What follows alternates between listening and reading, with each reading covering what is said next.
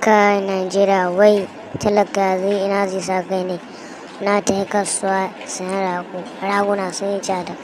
Kowane ka taɓa kuɗi za ka ji daga na 150. To mu talakawa ina mun ka samu 150. Kai ni wallahi ban ma san yadda zan yi ba. Ga shi kuma in ta wurin Haruna in an so rago ba shi sallah ta wuce ba sai yadda zan mai ba.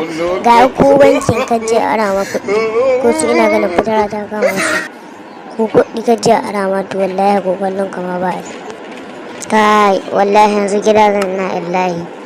Dan in Allah ya kaddarta da in ya ga wani zai kawo min rago ina kwanciya. Bari ma in ce in kwanta in Allah bai kaddarta da in ta ba. Wallahi ko duniya na zagaye bayanta barka ga in je gida. Ya wallahi ya gwanda za ka yanka mana gasullar. Dan Allah ya in an ka yanka shi ina son wata da kai dan wallahi ya yi ganda zan yi ganda in ji.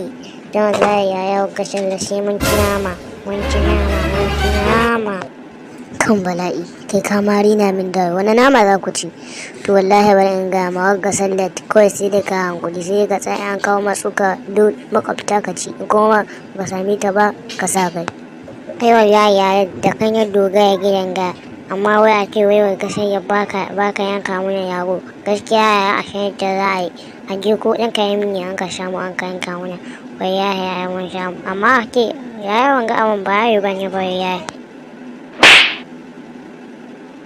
Tun da babanka yabban kuɗin da za ka cewa in je in yi layar ko in je ƙarami ne kana ganin na je da 50,000 da sai rago dubi irin ragon da an ka nuna wani rago ne wanda ila mutoshin gidan ka an kaza sun son cinye shi walantana ma mutum mu ciji mutum lasa shi ɗaya za mu kila don bai ma isa mu da Allah a san yadda za a ko aikin ne da Allah a tsawon wannan mutan samun ga tallan ga mutan lata don wallahi ya in ba a tawo mana tuwa ni wallahi in ban cin naman cin gaba na in mutuwa to wallahi bari in ga ma sallar ga to sai dai ka mutu wallahi dan ni yanzu kuɗin da ma'agarin na je na biyan bashi ko canke su zan iya yanka.